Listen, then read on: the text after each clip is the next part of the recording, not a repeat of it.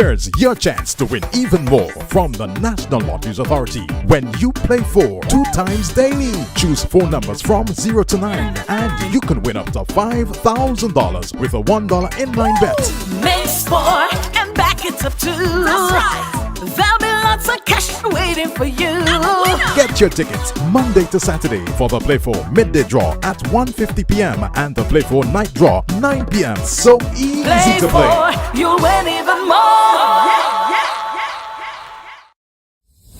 You can increase your chances of winning the Super 6 jackpot with a combo play. Remember, Super 6 numbers are from 1 to 28. Choose any 5 Super 6 numbers. That's a combo 5 for $69. Match any 5 of the 6 numbers and you will win the jackpot. Choose 7 Super 6 numbers for $21. Match any 6 of the 7 numbers and win the jackpot. There's more. Combo 8, where you purchase 8 Super 6 numbers for $84. Match any 6 of the 8 numbers and you will win the jackpot. There are also Combo 3 and Combo 4 Super 6 plays. Visit the NLA headquarters in Pauls Avenue or WhatsApp 495-6886 for more details. Super 6, bigger jackpots, more chances to win. Boom, boom.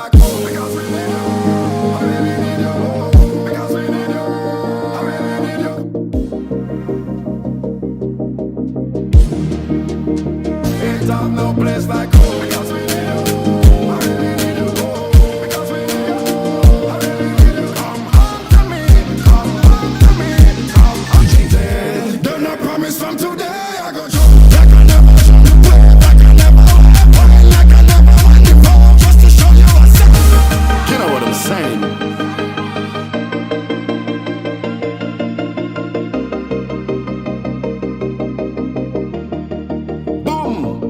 I will never let you down again. Thinking of winning the lotto jackpot? Well, there is an easy way. Combo play. Choose 4 numbers from 1 to 36.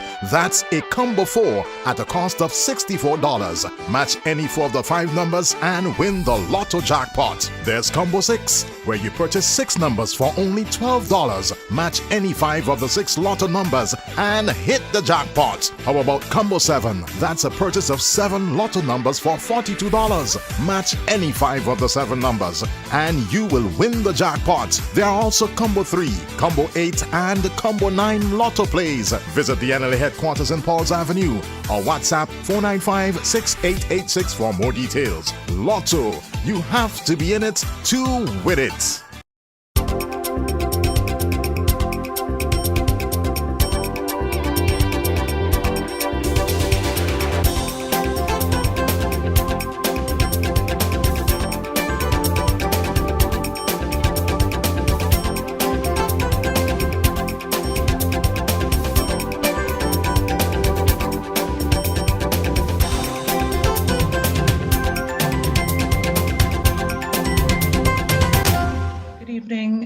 Welcome to Roundtable Talk for today, Wednesday, April 5th, 2023. We are just out of National Heritage Month, which was observed last month in St. Vincent and the Grenadines. And today we are going to have a historical talk. We are talking our country's history. To help us do so, we have in studio Dr. Adrian Fraser. We also have by Zoom Dr. Gary Denny and also Dr. Cleve Scott. I am also zooming in on today's program as we are all in different locations this evening. Welcome, gentlemen. So very pleased to have all 3 of you on this edition of Roundtable Talk. Welcome. Thank you. I want to start by getting your definition of history. What is history and why is it important? And to get the ball rolling, maybe Doc in studio can start us off in this discussion.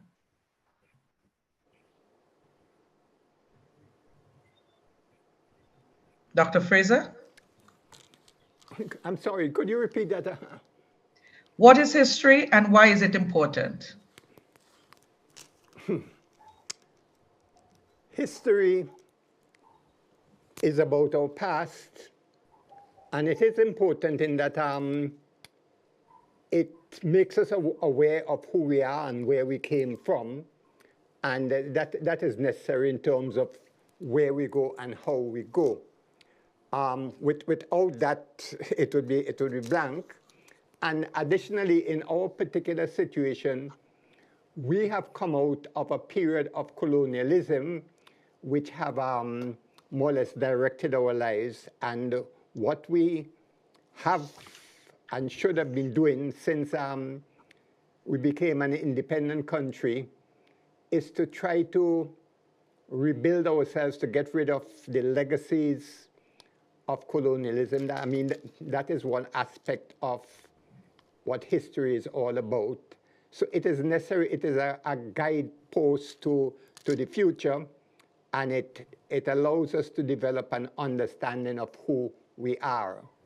I can't imagine what we would be like, without history. We'd be blank. History is just inevitable. It's part of us, and it is what guides us and what makes us who we are. So we, in our particular situation, having come out of a colonial past, which I'm sure we'll discuss in a while, we have to redefine who we are and get away from the definition which was given to us by those persons who had colonized us. So, I'll say in that sense that is what history is. Okay, Denny or Scott, anything to add to that? I should note that you are both students of Dr. Fraser, huh? I tend to, in a technical sense, people who actually engage in writing history and so on, I like to define history as the study of change in human society through time, because it allows me a control over how I look at a specific process, event, country, within a given time period, and to see, okay, what kinds of changes have unfolded in this place, how, why, consequences, and so on. So I tend to approach the definition of history, as craftsmanship, how we write about the past, how we think about the past, and so on. And that is a bit different from perhaps how ordinary folks would understand history, which is living in time, remembering the past, and so on. And but of course, as to why it's important, again, in the most general sense, as Dr. Fraser has said,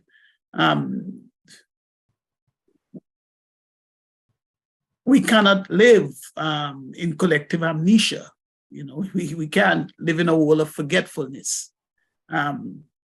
We always will remember X, Y, and Z, and the more we remember, perhaps the better we navigate, the present. So history is perhaps the most important discipline of all disciplines, because absent that knowledge of the past, if we do not know yesterday, we have no idea as to what we're going to do today. If we do not know what took place an hour ago, we don't know how to return to. So both at the individual level and the collective level, history is absolutely important, because it grounds us. It gives us the grounding as to where we are, and where we came from, and where we would like to be, and so on.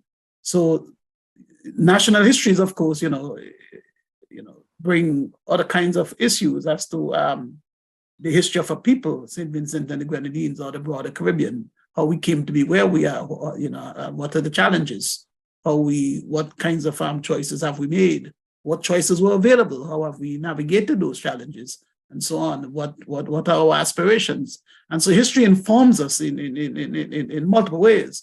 And so there is no way that we can live without history. History is always with us, whether we acknowledge it or not. It is always with us.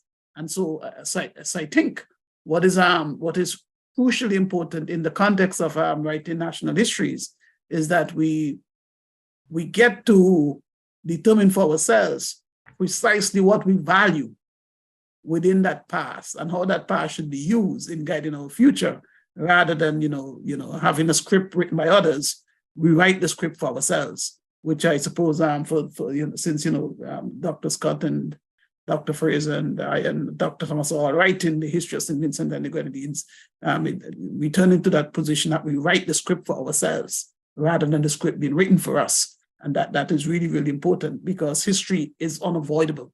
We either write it or someone else will write it. History is inescapable. Okay, Dr. Scott? Yeah, thank you very much, Teresa. Good evening, everyone. When you are a student of history globally, there are two texts that you introduce to quite early. One is called What is History by E.H. Carr, and the other is The Nature of History by Marwick, The Nature of History. Now, history, many would tell you, is the queen of the sciences, and I like to describe it as the queen of the sciences as well, because wherever there is human activity or had been human activity, there is history. So that there's a history of almost everything conceivable, what we call variants. So for example, of women's activity, we have women's history. Of the feminist movement and the gender movement, we have gender history. We have the history of science, the history of medicine, the history of sports, and I could go on. Anything conceivable.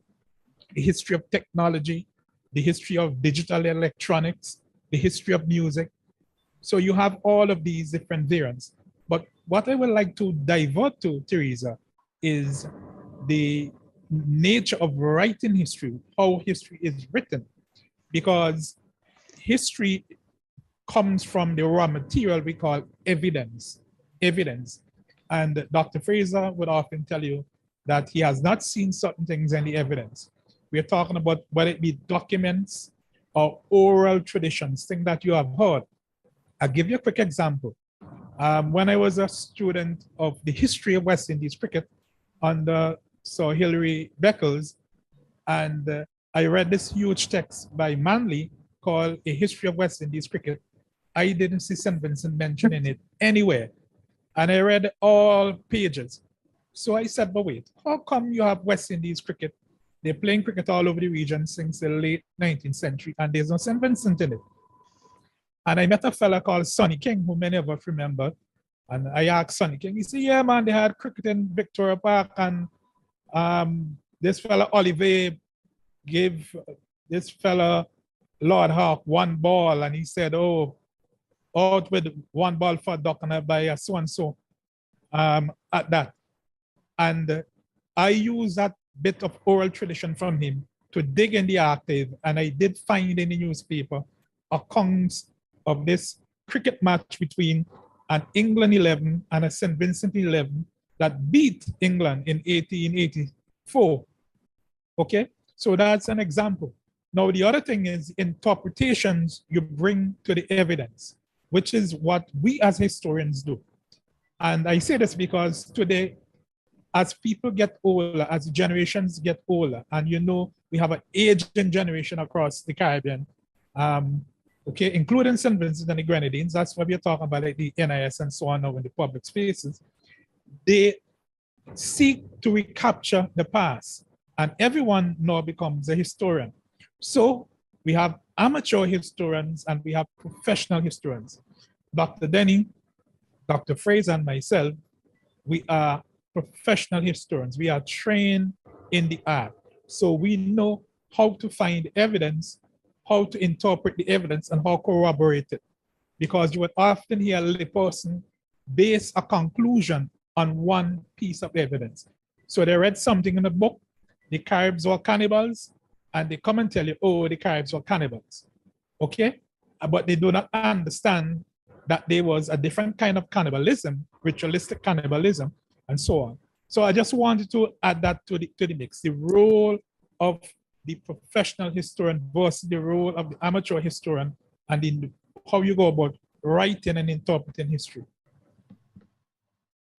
Okay, great. Okay, so I'm getting a message from studio that we would need to go and come back. When we come back, we'll talk about the nature of our history and where exactly does the history of St. Vincent and the Grenadines begin. Back in just a moment.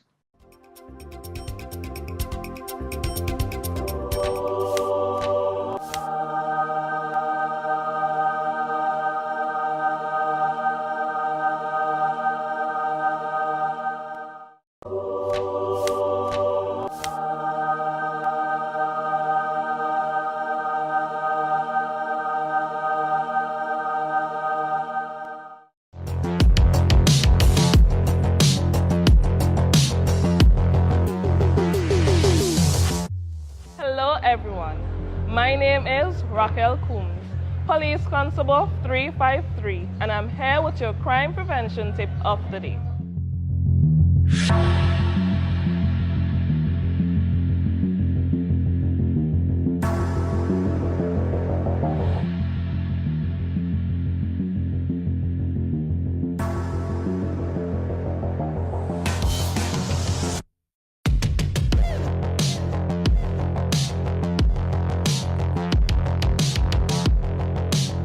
When shopping, hold your bag close to your body with your arm through the strap.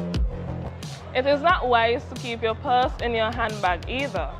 Handbags can be the perfect targets for thieves to snatch easily. Do not display large quantity of cash in public. When storing cash, do it carefully and look around to see if anyone is paying particular attention to your activity. This is your crime prevention tip of the day. Have a safe and productive day, everyone.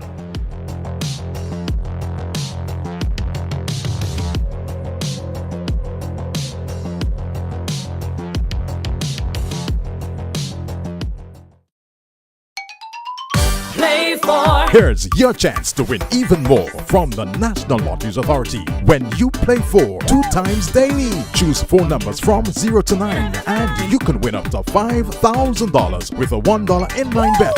Makes 4 and back it up too. That's right. There'll be lots of cash waiting for you. Get your tickets Monday to Saturday for the Play 4 midday draw at 1:50 p.m. and the Play 4 night draw 9 p.m. So easy Play to play. for, you'll win even more.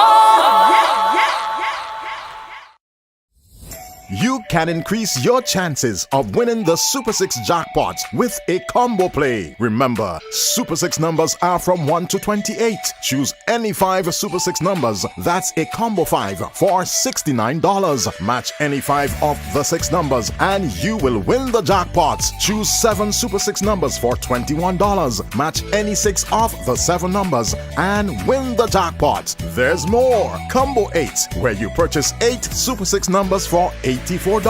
Match any 6 of the 8 numbers and you will win the jackpot. There are also Combo 3 and Combo 4 Super 6 plays. Visit the NLA headquarters in Pauls Avenue or WhatsApp 495-6886 for more details. Super 6, bigger jackpots, more chances to win. Boom, boom. Because we need you. I really need you. Because we need you. I really need you.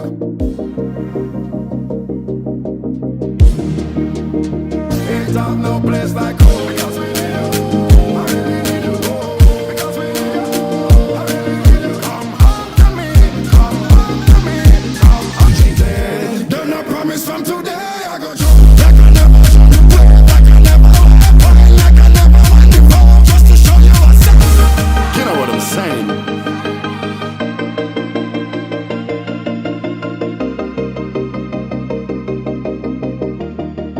Boom! 'Cause I will never let you down again.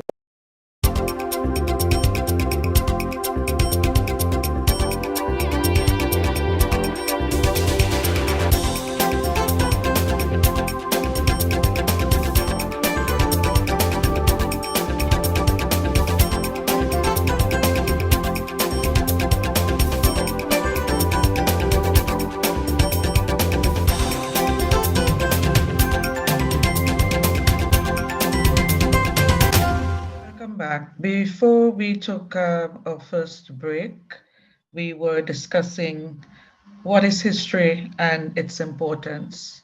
Where exactly does the history of St. Vincent and the Grenadines begin?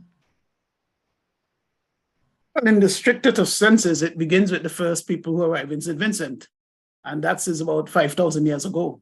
So if you want the chronological kickoff point, when we have people arriving in St. Vincent, and hence the emergence of the first, communities within St. Vincent. So we have a continuous history of, human habitation of about 5,000 years, and that's really a significant time. It compares quite well with any number of ancient civilizations. 5,000 years is a long time. A human lifespan is normally, if we're lucky, between 70 and 85. So 5,000 years is a very long time. Yeah, the other docs.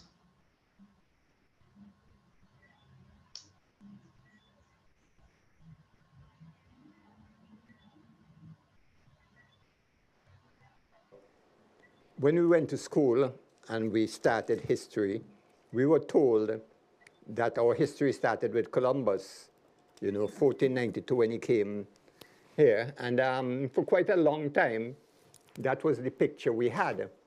Now, as we begin to research our history, it is important for us, the point that Dr. Denny is making, that our history started a long time ago before Columbus. And it is important that we bear this in mind. So we have had a long history. And as we come forward, a number of things we have to, in terms of St. Vincent, why it's important to research the history of St. Vincent, in that when we look at the Eastern Caribbean in particular, the St. Vincent and Tobago were the two last countries, they were not colonies then, to have been colonized by the Europeans. And in fact, when St. Vincent was colonized and started producing sugar, Barbados had been producing sugar over 120 years before. So we had a late start.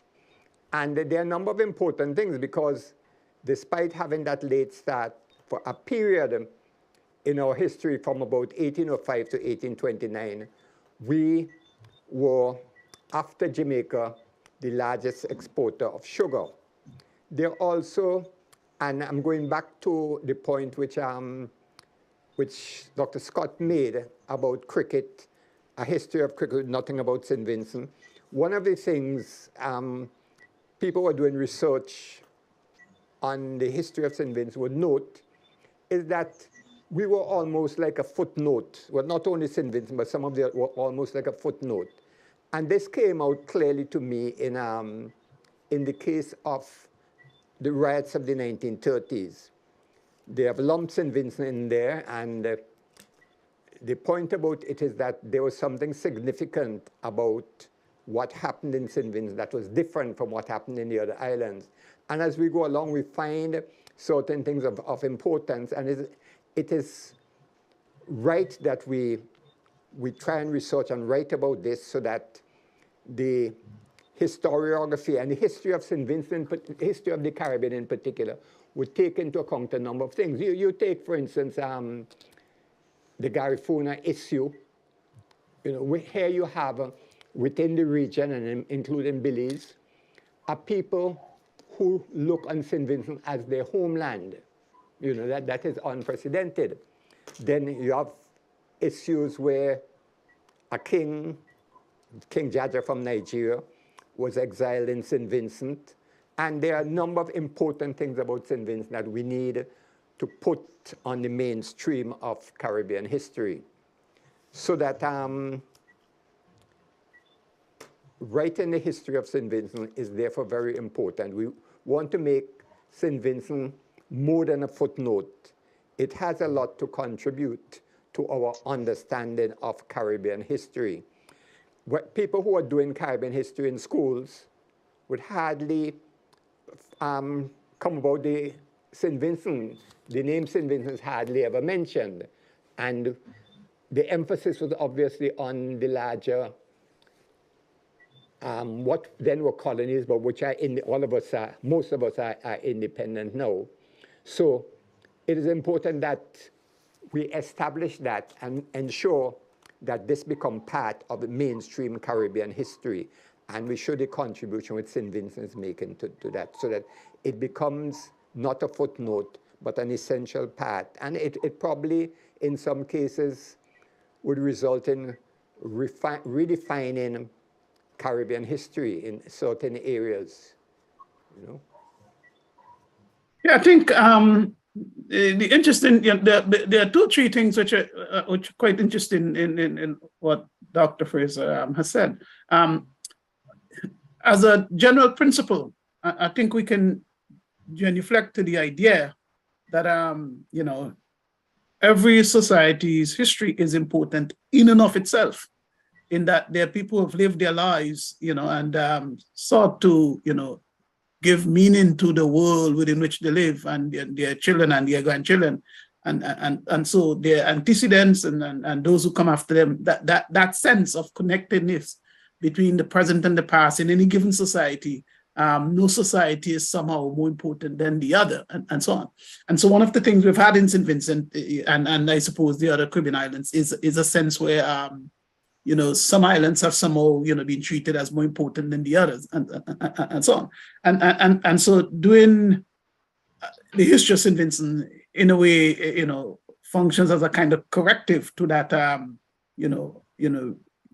effort or practice or history of simply rejecting the idea that there's any value to St. Vincent, any value to Vincentians, and so on, and hence to our foreparents, so we have to give reverence to our foreparents because they're responsible for us being here, and so we history is in St. Vincent is as equally important as history anywhere else in that fundamental principle as to why we do history. But the second issue is its linkage to the broader Caribbean. Okay, and St. Vincent has played a powerful role in the history of the Caribbean, if for no other reason than our Garifuna and Kalinago predecessors were just extraordinarily important in the broader Caribbean itself, and St. Vincent stood at the center of. I think Cleve is the one who discovered this thing called the Caribbean Imperium. The idea that St. Vincent stood at the center of indigenous civilization within the Eastern Caribbean, and that has generally been simply ignored or forgotten and so on. But it's extraordinarily important in the history of the broader Caribbean as a whole. And so it seems to me, so that's the second element, to understand that St. Vincent wasn't peripheral to the rest of the Caribbean, but actually quite important in that regard. And then, of course, there's global ramifications as well, where elements of the Vincentian past, have had, remarkable kind of, associations with things beyond the Caribbean. Again, Cleve was important in bringing to our attention there's a doctor who in St. Vincent in the history of slavery, wrote essentially the first medical treatise about how you go about dealing with, all kinds of diseases and treating, the enslaved and so on. And that became like a cornerstone of medical texts, across the world in as to how you deal with enslaved populations and so on. So and that's just another example of something. We have the local, that our history is valuable in and of itself.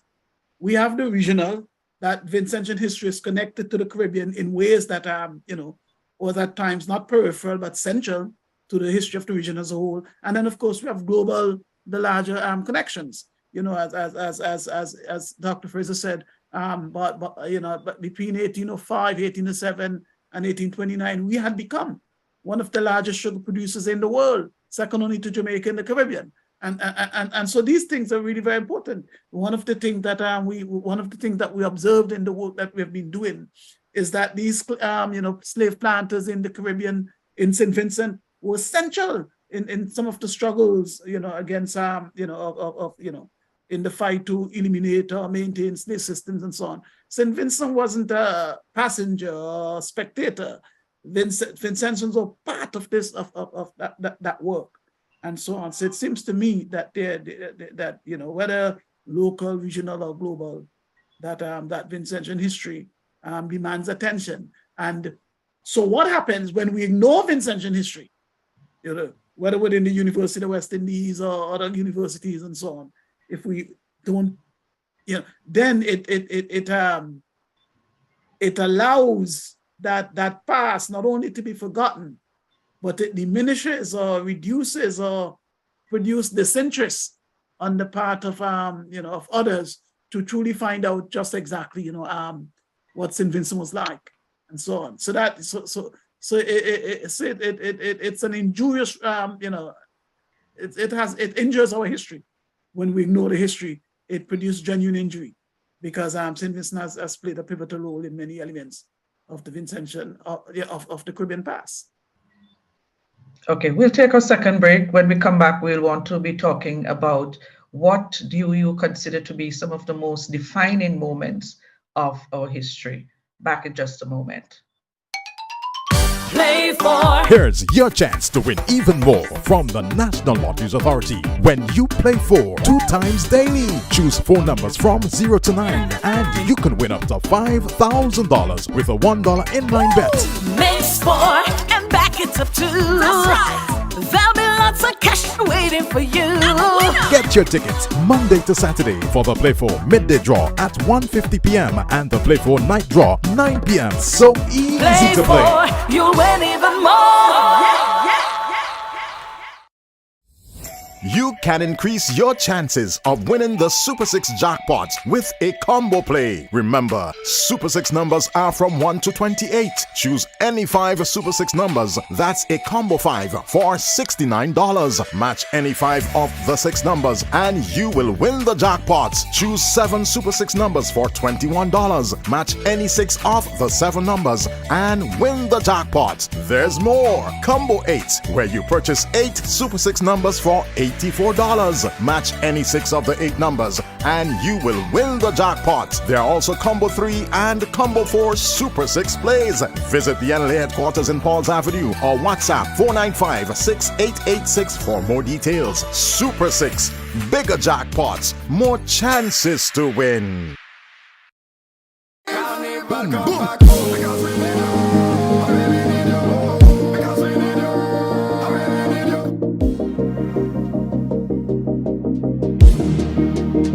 Ain't got no place like home. Because we need you. I really need you. Because we need you. I really need you. Come home to me. Come home to me. Come home. She said, don't no promise from today. I go show like I never show you way. Like I never went. Like I never went before. Just to show you what's up. You know what I'm saying?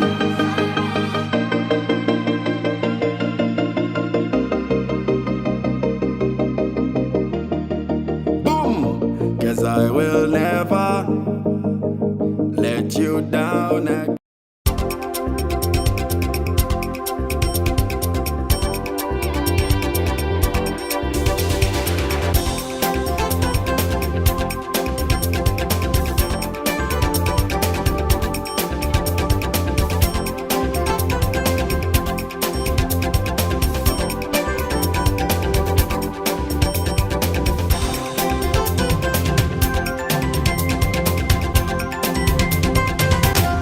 Back. What would you say are some of the most defining and pivotal moments in the history of St. Vincent and the Grenadines, Euromin, Hairuna? I know we've been known by all these different names. What are some of the most defining moments I'll come in historically? I'll come in here, Teresa. I hear your question, but I want to link your question to what we were discussing before the break. And I would summarize and say that St. Vincent and the Grenadines always played an important part of the history of the wider Caribbean and internationally. From the very moment that you have people living here through the colonial period, and I'll pull out some of these to demonstrate. And these are things that I have written on. So let's go, for example, to the period of post-emancipation, the period of apprenticeship. And there are several stipendiary magistrates who are people who would go around to the estates to take the complaints from the black laborers and the planters, and they left diaries. You have one by Coulter's and by John Anders, and they left diaries. And these diaries are important evidence for us regionally and internationally to understand the nature of the post-emancipation regime in the region. Then we'll come up now, and I'll go to 1862, when you're having, in the 1860s, you're having protests, labor protests across the region. You're having that in Dominica, Guaynegre, you have Bellemana riots and so on. And in St. Vincent, we have what was called the Vox Populi riots, in which black laborers attacked the Portuguese shops and they stoned the Bajans who had come in as workers to help supplement the labor force to allow the planters to keep wages to a low. That's 1862. Then I'll come now to the early 20th century, the Garvey movement, the UNIA, Universal Negro Improvement Association. One of the biggest branches was in St. Vincent, centered in Stubbs. And the leader, Edward Macmillan Jack, he was so popular that the colonial authorities were afraid of him. And when there was a big international meeting in New York, he went to New York. But before he went to New York, he helped form the movement in Barbados, in Dominica, and attempted as well to start up movements in Antigua and in St. Kitts. He goes to New York. He is ordained a bishop in the Ethiopian Orthodox Church and is stationed in Cuba. Cuba in the 1920s is where West Indians are there in thousands in Cuba.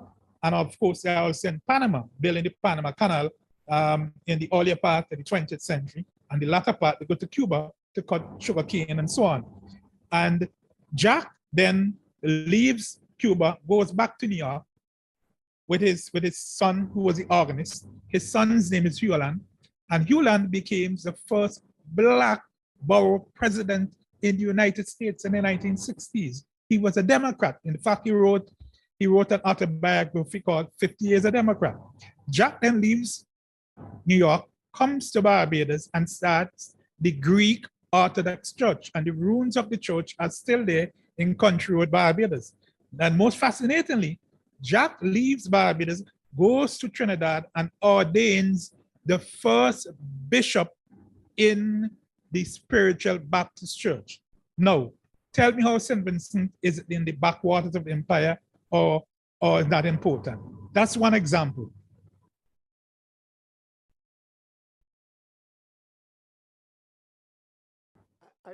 I would add to that. One of the things we find, particularly about slavery, is that, well, certainly in the Caribbean, the reports of slavery came from the plantation owners and the elites, those who control the society at that time. We have in St. Vincent one Ashton Warner, who was a slave at the Cane Grove estate, who actually gave an account of slavery as he saw it and as he experienced it. And it is very important because you had reports from some of these plantation owners which gave a completely different picture of what slavery was like. And here is the slave reporting slavery as he experienced it. And you do not find, I think I think it might be in Bermuda, one of those other countries, but in no other Caribbean society have we had a report from a slave outlining what slavery was really about, getting it really from the mouths of the slaves. Then one of the themes in Vincentian history centers around land.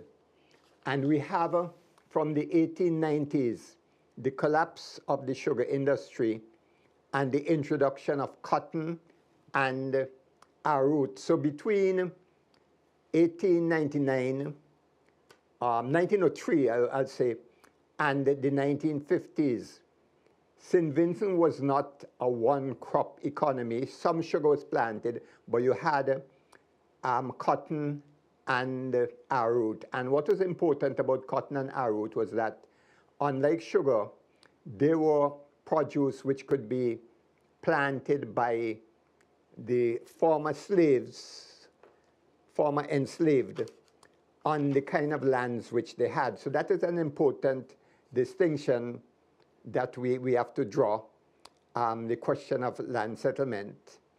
And of course, add to that, and we have touched on this before, the fact that the struggle against colonization continued in St. Vincent long after most of the other Caribbean countries had been colonized. So there are some of those things which stand out about St. Vincent. And I think Cleve did mention 1862. And what is important about 1862, persons who have done history in school would have heard about the Moranbee Rebellion in 1865.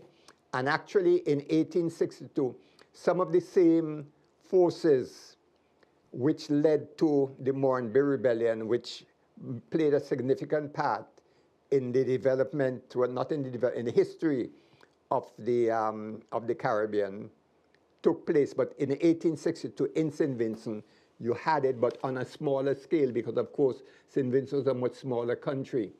So we were at the forefront of quite a lot of other things. I would also mention too that one of the first riots against Carnival started not in Trinidad, but in St. Vincent in 1879. So we were at the forefront of quite a number of other things. And I should also point out that when we speak today of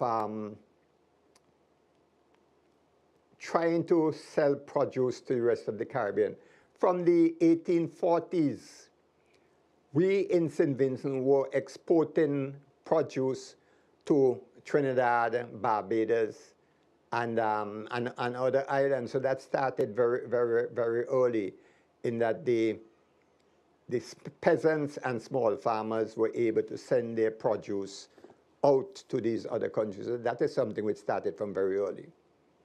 I just wanted I'm to reminded here touch on those. of my great-great-great-grandfather, Charles Olivier, who was the first great West Indian player to win international attention, became the first black professional in England, paved the way for all who would come after, whether it's Viv Richards, Andy Roberts, Gary Sobers, but it's a Vincentian, who was the very first professional black player.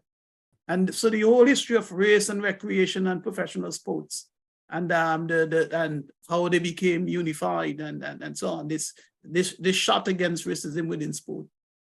A Vincentian, it's makes the first, big blow. And that guy was my great-great-great-grandfather. But Michael, the thing, we always mention Charlie Olivier, but his brother also made the West Indies team in 1906. And there was a younger brother who should have been, I know, who should have been on the West Indies team, but he went off to Trinidad. And played for Trinidad. Yeah, and played for Trinidad, yeah. And of course, they're related to you, but I don't think you inherited any of those skills. You might be surprised.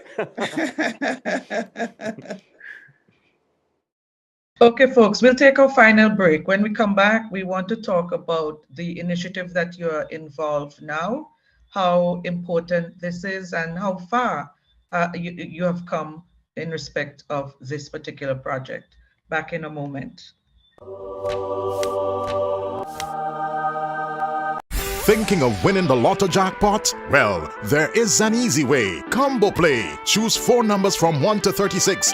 That's a combo 4 at a cost of $64. Match any 4 of the 5 numbers and win the lotto jackpot. There's Combo 6, where you purchase 6 numbers for only $12. Match any 5 of the 6 lotto numbers and hit the jackpot. How about Combo 7? That's a purchase of 7 lotto numbers for $42. Match any 5 of the 7 numbers and you will win the jackpot. There are also Combo 3, Combo 8, and Combo 9 Lotto plays. Visit the NLA headquarters in Pauls Avenue or WhatsApp 495-6886 for more details. Lotto, you have to be in it to win it.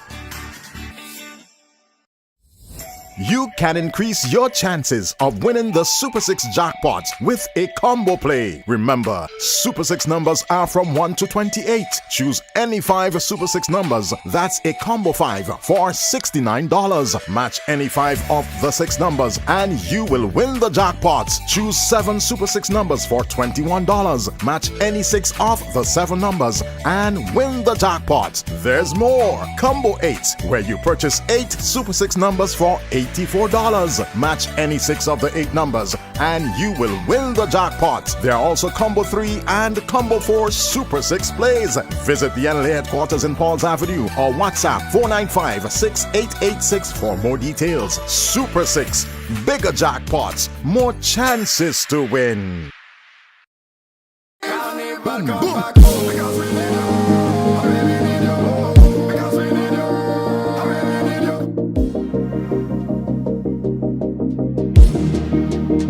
Ain't got no place like home. Because we need you. I really need you. Because we need you. I really need you. Come home to me. Come home to me. Come home to me.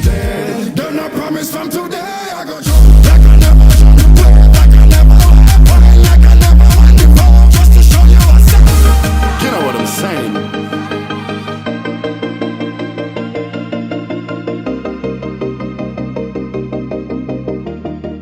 Boom! 'Cause I will never let you down again.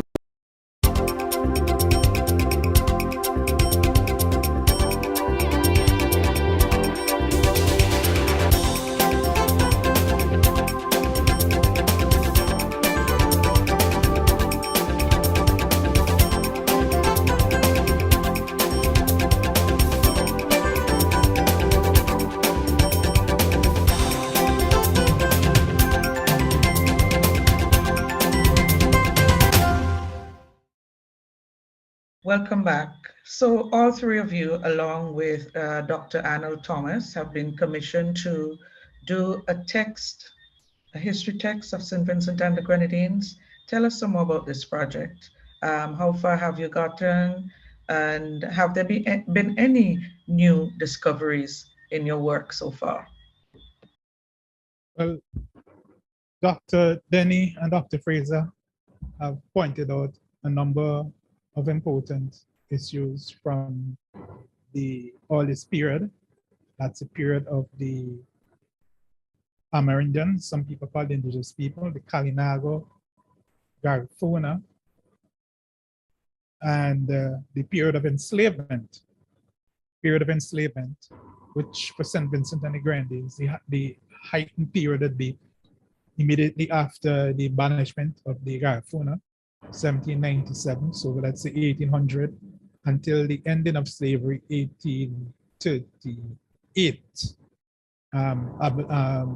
The law was introduced for 1834 with a period of apprenticeship. And as we mentioned earlier, we know a lot about apprenticeship and so on. So we have written thus far 4 chapters, which we have recommended should be in a volume 1. And this volume 1, Dr. Denny will tell you a bit about this volume 1 because he's more passionate about this volume 1. Well, indigenous genocide and slavery and enslavement in St. Vincent are inextricably linked, more so than any other place within the Caribbean. There is no way you could have put in place a slave society in St. Vincent without first having to defeat the Garifuna. Okay, and so those first 4 chapters tell that story as to the emergence of indigenous civilization in St. Vincent, the rise of the Garifuna, and their defeat by the British and the imposition of a slave society. And so indigenous genocide and enslavement in St. Vincent, it's a single story. And those 4 chapters really explore that story in a way that has never been done before in terms of the detailed analyses, the substance, and so on. And so so they do constitute within this and within this time period where reparations has become such a huge moment, focusing on the injuries to the indigenous peoples and enslavement in the Caribbean. So we have that domain of the Vincentian experience really well worked out. And so I agree, Dr. Scott, completely that I am passionate about it as constituting volume 1 of the Vincentian story. Right. So volume 2 is the forte of Dr. Fraser, myself, and Dr. Thomas. It looks at what we call full freedom. We start at 1839 because 1839 is the first year, and the 1st of January 1839, it's the first full year of freedom, quote unquote, you are supposed to be experiencing. But freedom was curtailed through the law. All kinds of new laws came into being to prescribe the movement of the formerly enslaved or Black people. So you had vagrancy laws. If you cannot give the name of a plantation which you are working, you're considered to be a vagrant. You have laws against new laws against petty debt, new laws to determine the nature of contract, what is called the Masters and Servants Act. In some countries, it's what's called a contract law. And most importantly, in this period, Dr. Fraser will come in here, we have the first movement for land. And land becomes something that's so important to Vincentian psyche up to today. Dr. Fraser. Yeah, in fact, well, I mentioned the 1899 land, government land settlement, and one of the reasons why that was forced on government was that there was fear that people would revolt. Here were people who had come out of a period of enslavement and who needed land to have some measure of independence from the planters and the plantations. And added to that, sugar was no longer an important crop, which meant that there was a lot of unemployment around. And well, there are a number of other issues because it was around this time that you had coming into St. Vincent the East Indians and also the Portuguese. But I want to just add, Dave, for fear that we might end before making this point. I'm asked all the time, when will this work be finished? And I think we need to point out that producing any sort of historical work is a long process. It involves, first of all, research. And in our case, it involves a constant debate as we do our research with those who had written before. Because we have to bear in mind that up until recently, the history which came to us was history written by the colonizers and by the planters. So as you go through, there's that debate. You are constantly debating and trying to present a story from the colonized and those persons who at that time were considered objects rather than subjects. Then there's a whole process that as you write, 4 of us, we go through all of the chapters and we debate it and we make revision. But once we have done that, it also goes to scholars in the particular area who we could identify, who would review and comment on it, and based on those reviews and the comments, we could then go forward. So it's a long process, and what is also important too is that with the technology now available, the digital technology, there's a lot of material online which we might not have been able to access before. And we have to take that into account, because once somebody has written on any particular aspect, we need to look at that and to be able to deal with what they presented to us, either to be influenced by it or to try and defame what the colonizers were saying. So it's a history of the people of St. Vincent and the Grenadines and not of those who colonized us, and that is something we have to take into account.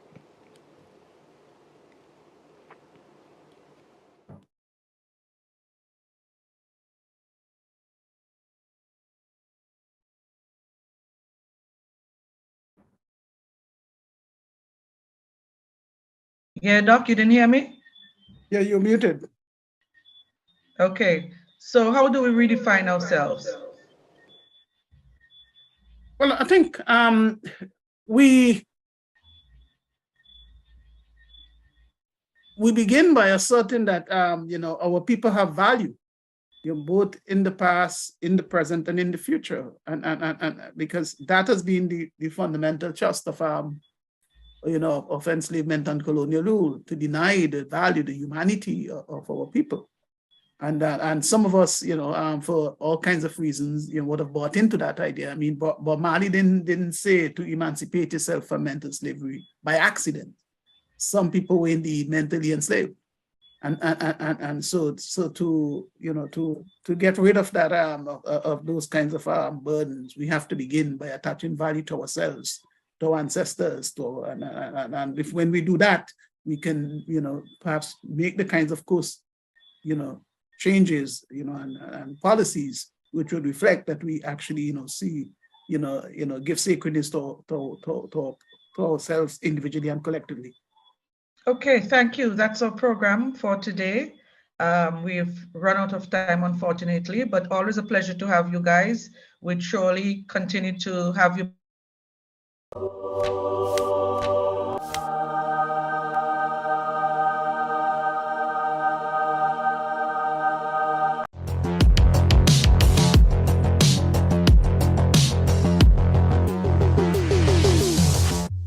Hello everyone, my name is Raquel Coombs, Police Constable 353, and I'm here with your crime prevention tip of the day.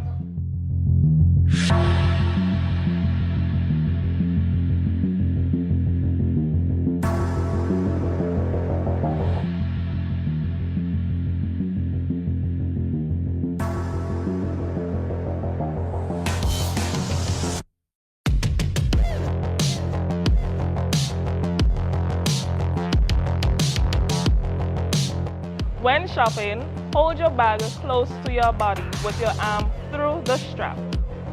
It is not wise to keep your purse in your handbag either. Handbags can be the perfect targets for thieves to snatch easily. Do not display large quantity of cash in public. When storing cash, do it carefully and look around to see if anyone is paying particular attention to your activity. This is your crime prevention tip of the day. Have a safe and productive day, everyone.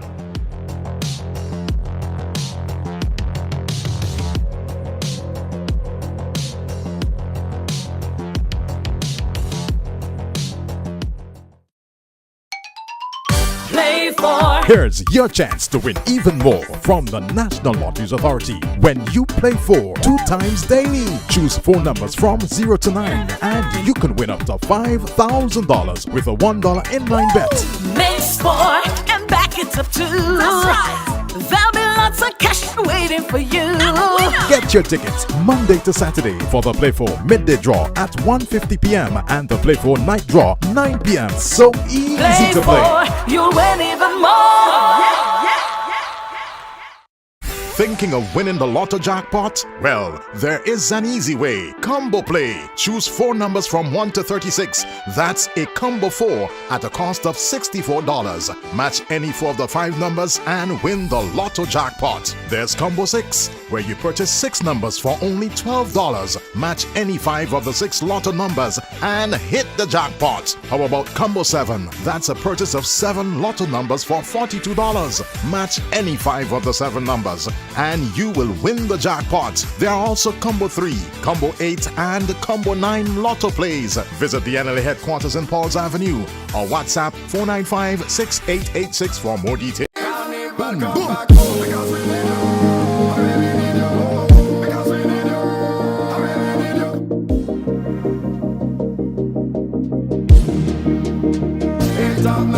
like oh, because we need you. I really need you. Oh, because we need you. I really need you. Come home to me. Come home to me. Come home to me. Don't not promise from today. I go show like I never show you play, like I never went, like I never went before, just to show you what's up. You know what I'm saying?